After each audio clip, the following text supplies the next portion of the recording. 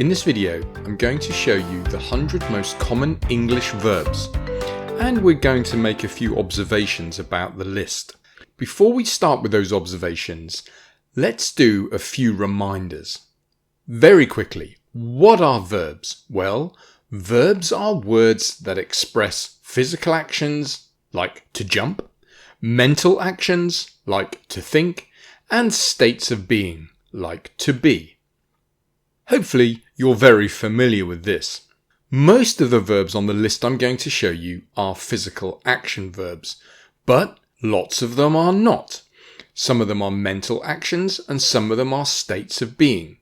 And it's these two groups I want to talk about quickly, because many of these are what we call stative verbs. What are stative verbs? Well, stative verbs describe states, not actions. So that might include thoughts or feelings, senses, or possession.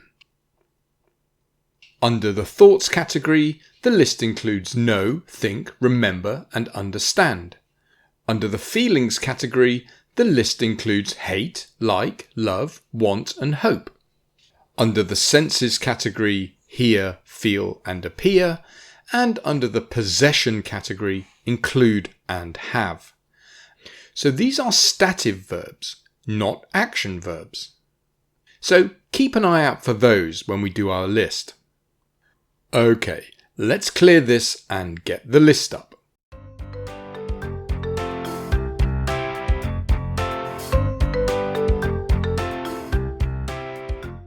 Here they are. These are the top 100 English verbs. They are listed in columns from the most common to the least common. But remember, all of these verbs are important. These are the top 100 most common verbs in English. And they include physical action verbs, like to make, mental action verbs, like to think, and states of being verbs, like to be. And if you think verbs are all about physical actions, just note that to be, a state of being verb, a stative verb, is by far the most common verb in English. Here's a tip. If you're studying a language, any language, you have to get really good at to be, to have, and to do, because these can be main verbs or auxiliary verbs, and that is why they are so important. A little bit more on that later. Now look at this. Some of the verbs have turned red. Do you know the difference between the red verbs and the black verbs? Well, the black verbs are all regular verbs and the red ones are all irregular verbs. Notice the 12 most common verbs in English are all irregular. In fact, 48 of these 100 most common verbs are irregular. That really does make you question the word irregular, doesn't it? Anyway, the word is irregular, so we won't challenge that. Let's clear some of this. So what is the difference between regular verbs and irregular verbs? Well, let's start with regular verbs. A regular verb is one whose past forms end ed. And the past forms are the same. By the past form, I'm talking about the simple past tense and the past participle. Let's do an example. To walk is an example of a regular verb. Both past forms are walked. For example, I walked home from work. This is an example of the simple past tense. And I have walked home before. This word here is the past participle. It's the form of the verb that goes with have to form a tense. In this case, it's the present perfect tense. Now let's look at irregular verbs. With irregular verbs, the past forms have lots of different endings. There are some patterns, but generally you have to learn them. Let's look at an example. To see is an example of an irregular verb. The past forms are saw and seen. Wow, they seem quite random. Suddenly, that word irregular does not seem so inappropriate. Let's look at some examples. I saw a shark yesterday. This is the simple past tense. I have seen a shark before. This is the past participle. Remember, it's the form of the verb used with the version of have to form a tense. As before, it's the present perfect tense.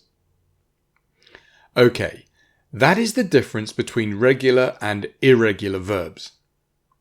Look how many irregular verbs there are in the top 100. 48. Wow. I just want to talk very quickly about the top 3, be, have and do.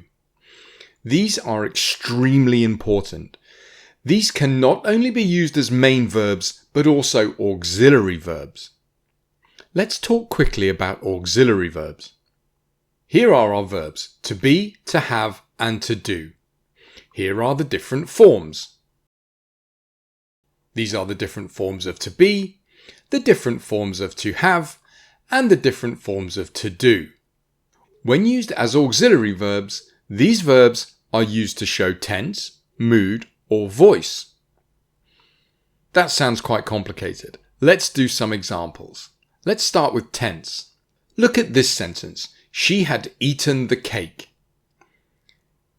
Here we have the auxiliary verb had to help us form tense. In this case, the past perfect tense.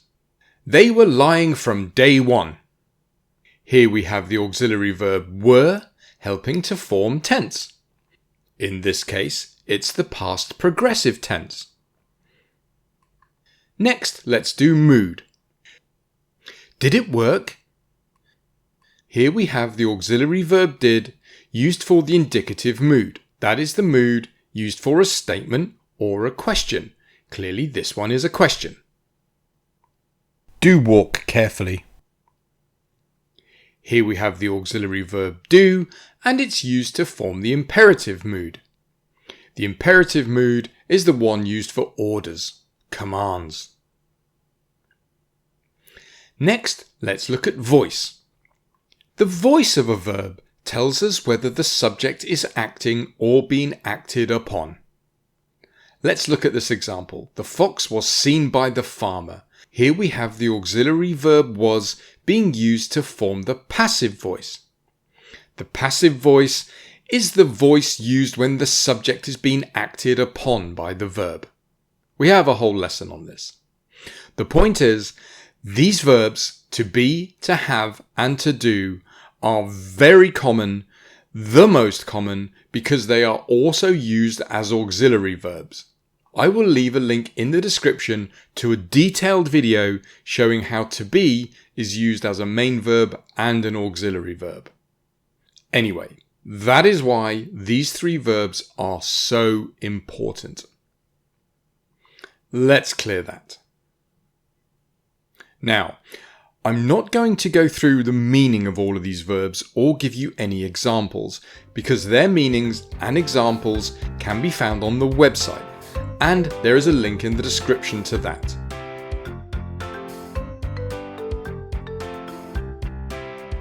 You can also see the full conjugation of these verbs on the website.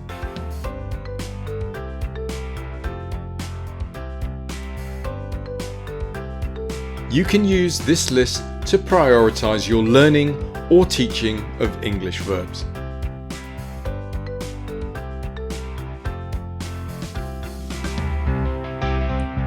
That's everything. Thanks for watching.